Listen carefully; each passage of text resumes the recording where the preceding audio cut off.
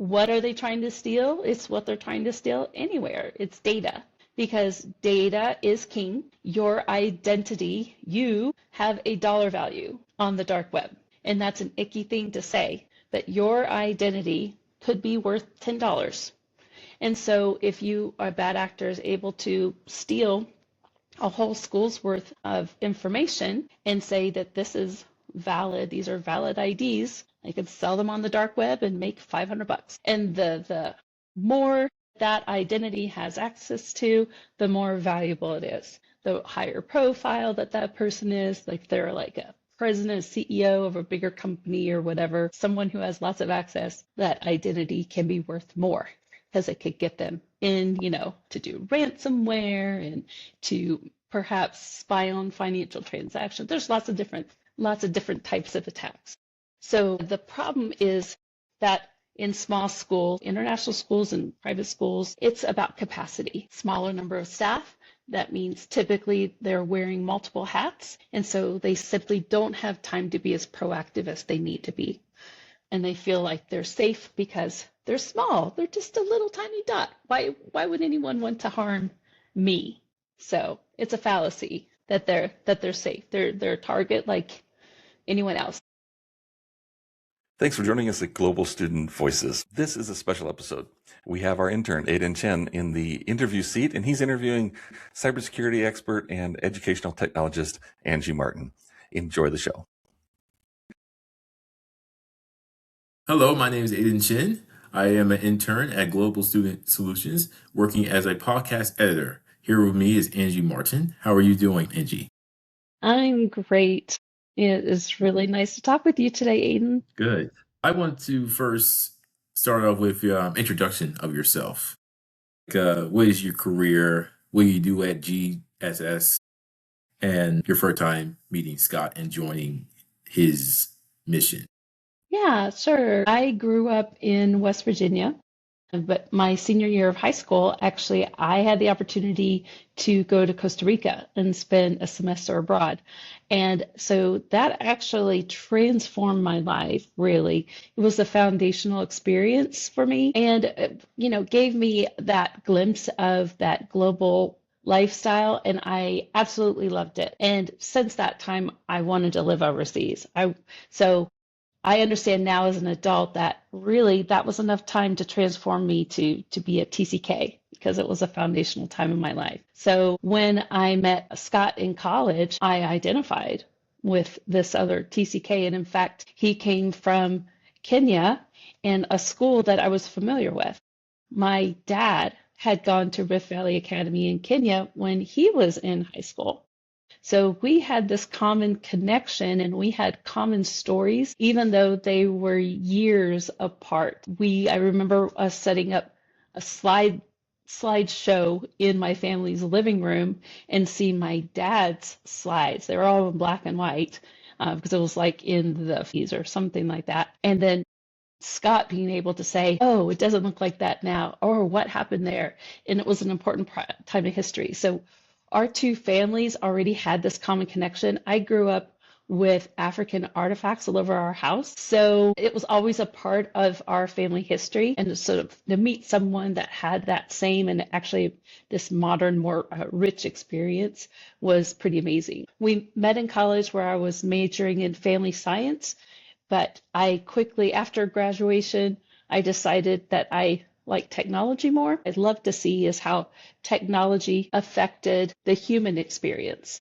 As fascinated as I was with technology, what I'd like to see is how technology freed up humans to have more time for human interaction, spend less time on those operational kinds of things that are paper-based or spreadsheet-based and very time-intensive, how it eliminated errors because it made things more accurate across a wider scope, those kinds of things. So I began a career in technology, and that continued. I've been in educational technology. I was at a university, and I was at the university when Scott was there. So we crossed over for some time. I was in IT, and he was in the International Student Office. And then he left to start GSS, and I continued on. So I was there at the university where my world really broadened to see how student information systems, which were just, you know, behemoths. They were in these huge, intense systems. We had our own server room, you know, for our student information system and the systems that supported it. And we went through a transformation from an old to a new student information system while I was there. And I was blown away. It took us about 3 years to complete the entire thing. And I'm sure millions of dollars at the time to complete that because we needed consultants and we needed lots of help. We had lots of programmers to help convert the data. It was just, yeah, very intensive process. But as we got it stood up, what I started to see is that we were able to have consistency across the university. Like it used to be like someone had to give their name and their email, their name and address to this one department, and then turn around and do the same thing in another department. And sometimes the names would be spelled wrong from one to another, or they had preferred name, just inconsistent. And it looked really crazy to students to have to repeat that. And then we started to bring other things online. So by the time we were done with our 3-year transformation, we had our core system, and then all the other offline operations were also exchanging data and streamlining things. So I started to see that in that bigger, how IT works in a bigger scale. And then we moved to Indonesia, and I was the IT director at a K through 12 school. And once again, I felt like I was starting all over again from something that was had a lot of, either didn't have a lot of technology or a lot of technical debt. So things were very old, or we had like one dedicated lab with old software. When we wanted to do student testing, we had to have everyone, the whole entire school, including all the business office and everyone, had to not use the internet. We had to like move wires to this one lab so we could have 10 students testing in the lab at one time. So yeah, it was crazy. But by the time I left, we were able to transform that campus. We were doing one-to-one programs. We had Wi-Fi all over campus. We started offering virtual AP courses. We were live streaming basketball events back home so that family who lived back in the United States or wherever all over the world could watch. We were live streaming our dramas and music programs. So again, the human impact is that families were more connected. They didn't feel that 12-hour distance as much as they did before. And that's what has continued today. I love to see the human impact, and ultimately what led me back to GSS. During the GSS journey so far, Scott said one of his biggest achievements so far when you and him went to Kenya in Africa last year. And it was like this presentation you had to give with students and teachers. Can you tell us about that? Like how that impact you, how you see it? Yeah, that was a fulfillment of a dream to get to travel for GSS together to Kenya and Rwanda. And it was a huge light bulb when we were sitting at the conference. We had our own little booth. We were able to have a booth there and then talk to school leaders and other IT professionals in the other international schools, and just to hear from them their stories and their struggles. And that was very affirming because it confirmed that we did live it, do understand the pain points, and we can help. And we were even more affirmed just to see when we saw those administrators that talked to us go from this stressed out, talking about their pain points and they feel like they're impossible to, what? There's something that we can do, like to see that they flip to that possibility thinking and that hopeful that maybe there is an answer and there is help. And there's someone who sees them, like that was pretty remarkable. And it was very affirming. It was like, this is what I want to be doing. This is why I'm here.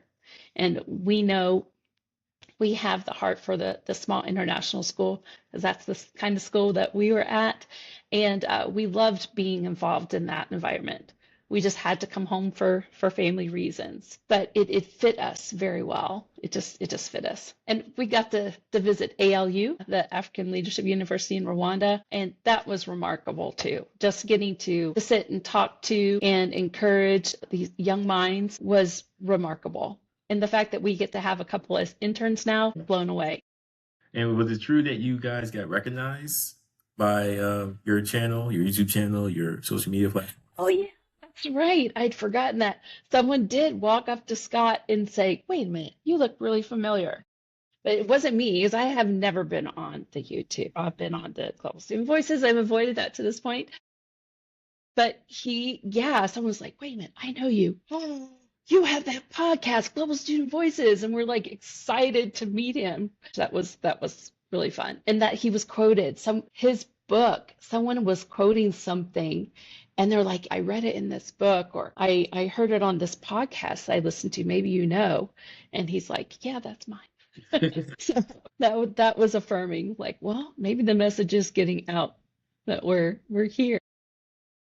Sorry for the interruption. We'll get you back to this episode in just a moment. If you are an international school leader, a parent, or a student, we'd love to hear from you. We really try hard to provide episodes that are helpful and educational and supportive to your experience. We do that best when you share your ideas and feedback with us. So I want to encourage you to like, share, and comment, all those things, because that helps us get the word out, but also give us feedback. Let us know what's most helpful and what you'd like to hear next. Now, back to the episode. What does you probably already answered it like 3 times already, but what does Okay. the GSS success in your perspective mean to you? What is that like? What's a win for you? Yeah. Well, of course, since I've joined GSS as my full-time job, having enough schools, to be sustainable, that keep us busy and be sustainable, and have other people that we can share this opportunity with, where we have to grow the team, that would definitely be a success metric for me. The other is more on the emotional level, I would say, when it's that moment when an administrator or staff person that we're helping in a school switches from doom and gloom, "This is hard, I don't have time, I can't think about this," to "I can actually spend time," and we hear and we see evidence of them spending time on the things that they do really well. Like the other stuff they're just doing to survive, like the spreadsheets and cobbling things together with tape and scissors, but the stuff that they do really well, which is sharing their mission and spending time thinking about how better can we personalize education and meet the needs of individuals. For one of the schools we work with, I started to see posts on LinkedIn. Like, I never saw posts from them. I imagine, because I can just imagine the person who would be in charge of it was always busy trying to maintain their admissions process, because they had to push every little piece for every little applicant that they had, push every little piece through the process.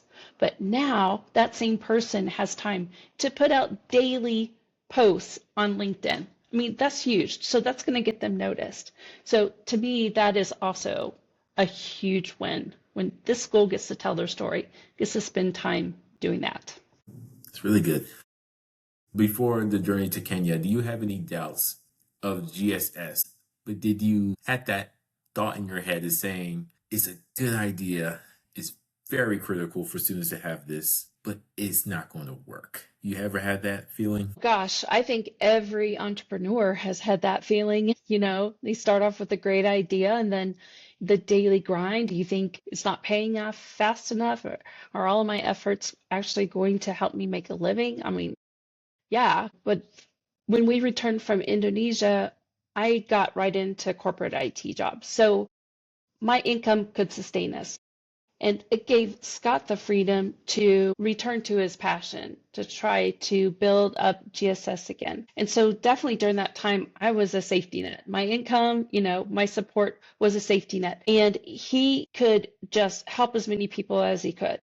But it wasn't sustainable. There's, the way he was doing it, he was trying to help everyone all at once. He did have some people come alongside to be operations managers, and we identified, he really does need that, because he was trying to do everything all at once. Yeah, entrepreneurs know that there's just so much of the just running the business stuff that is unsexy, unglamorous, that's just hard, and it takes up a lot of your time.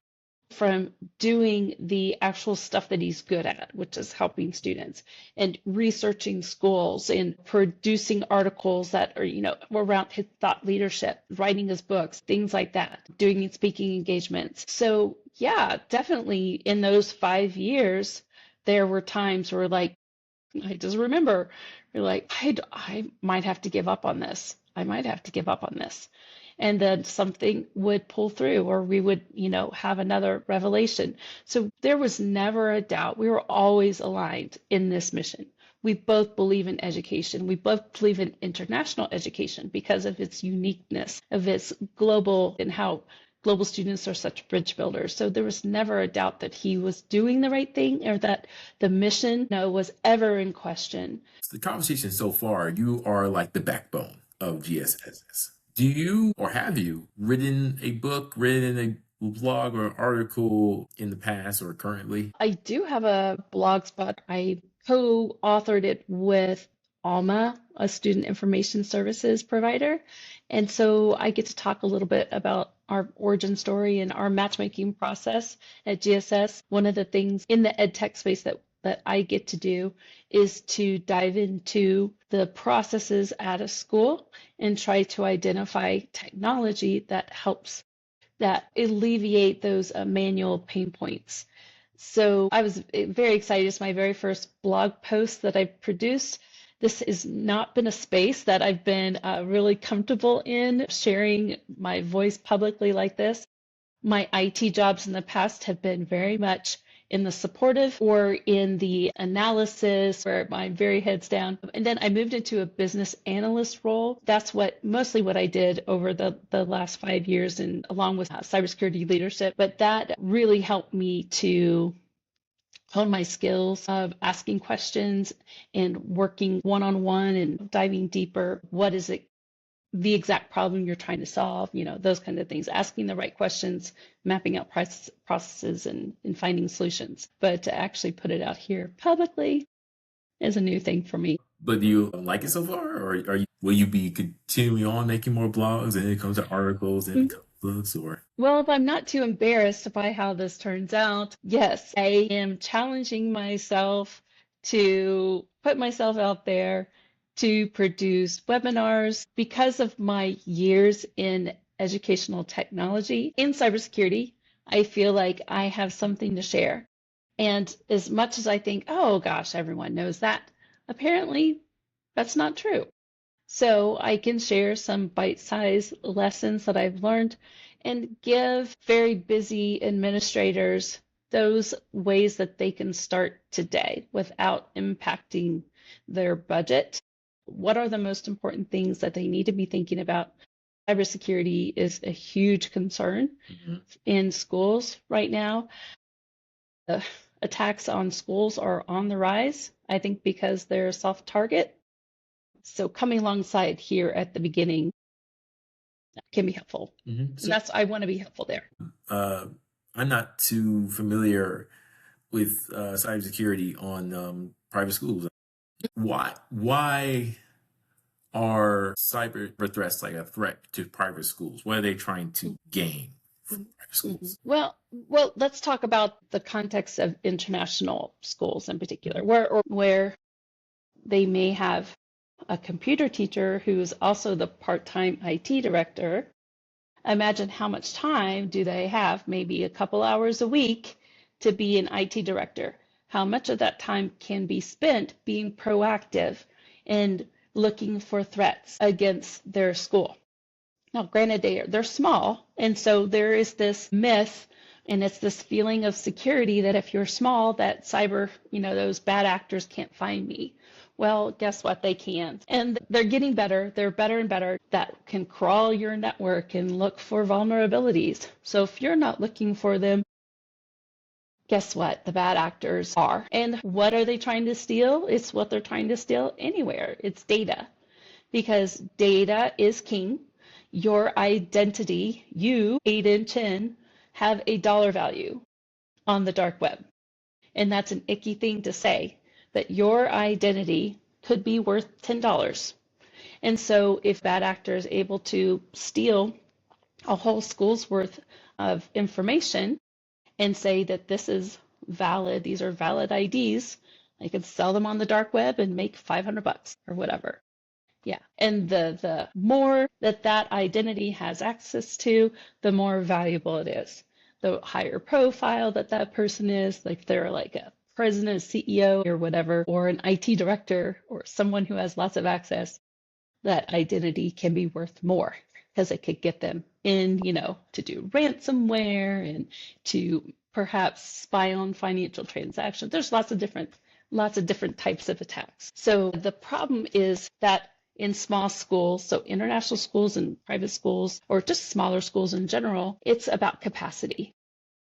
Smaller number of staff, that means typically they're wearing multiple hats, and so they simply don't have time to be as proactive as they need to be. And they feel like they're safe because they're small. They're just a little tiny dot. Why would anyone want to harm me? So it's a fallacy that they're safe. They're a target like anyone else. Now, what I was going to say about international schools, what's interesting about them in particular is that they have multiple nationalities in one location. So let's say you have 20 or 30 different nationalities. Part of their data privacy protections travels with the person. Let's say if they're from Europe, then they are under GDPR. GDPR is this regulatory standard for data privacy that says you can only use the data that you're supposed to. You have to have it segmented. Only the right people are supposed to see the data. Plus the person, the individual, has consent. They have to give consent. There's no opt-out is not appropriate. You have to opt in. You have to agree to share your data. That means you also have a right to know where your data is being shared. And if the school has like 30 different providers and their data is being shipped all over the globe in order to fulfill their subscriptions, they also have a right to know where all it's going. So what I'm trying to say is that there's complexity there because of all the different countries and the regulations that are in place in each country, and they vary. So, and some of them come with fines if data is used inappropriately. Have you ever experienced a cyber attack? Yes, definitely. I have. When I worked for the multinational, we had a cyber incident. We don't call it an attack. We call it an incident. And it's not fun. Everyone drops what they're doing and we form a war room, which means you get people huddled around a table and you get people on the phone. You have a dedicated Zoom room and you work through it. And you get your vendors on the phone and they're helping to figure out what's going on. I'm doing my part or documenting what's going on. It's very disruptive. The incident that is most memorable to me resulted in having to manually change passwords for 23,000 employees all across the company. We had to trigger password reset. Yeah. It was crazy. So that was when I was working for a company that had subsidiaries in 60 some different countries, 80 or so different subsidiaries. How long did that take? At least 2 It actually took, it took us about a month because we were not consolidated. We were actually separate subsidiaries. So even though we were the same company, each was operated separately. It took about a month to get through all of them, see all the attempts that were being made. I mean, we were being targeted all the time from all over the world, but we could see that in our tools. We're attempting to be attacked. So trying to steal our, credentials from websites, trying to leak our information on the dark web. We created a system where everything was very transparent, so we could see what was happening, where we were exposed on the outside. And that's the ideal situation, is when you have a security team who actually see what is happening, what your footprint is called, your cybersecurity footprint. And ideally, I could help schools build that kind of visibility so they could have the assurance that they are safe. I can help them take incremental steps to help harden their security along the way, at least get started. Closing question. With the current involvement of AI, do you think cyber incidents will be harder to deal with or easier because you have access to AI. So perhaps AI can detect it faster than a human can. So is it like Yeah. a double-edged sword, or is it?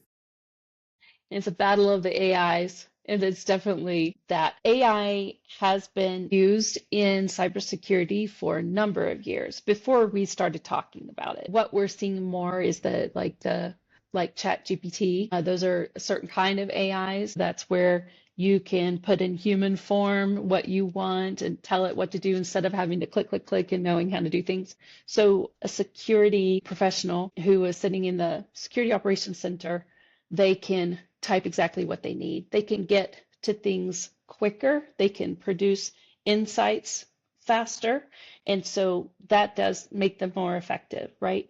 Then the next level is the agentic AI. So the AI agents, those bots that you can train to actually do tasks, to automate tasks. You don't even have to ask it. So you train it to do certain things. It will just do things for you on your behalf. How well are the bad actors and the white hats, those who are trying to protect, leveraging those tools, those agents to act on your behalf, the defenders and the attackers. So it's hard to say. I'm always hopeful that good will win over evil, but we're always going to have that tension in the world, and it's always going to be a race to see who's going to keep up, who's going to win. So it's going to be very interesting to see as this evolves. You and doing this interview. Really enjoyed it. Good, you're so welcome. Yes, thanks for having me on, Aiden. I'm so grateful you stayed till the end. This was a great episode, and I hope it was really helpful to you.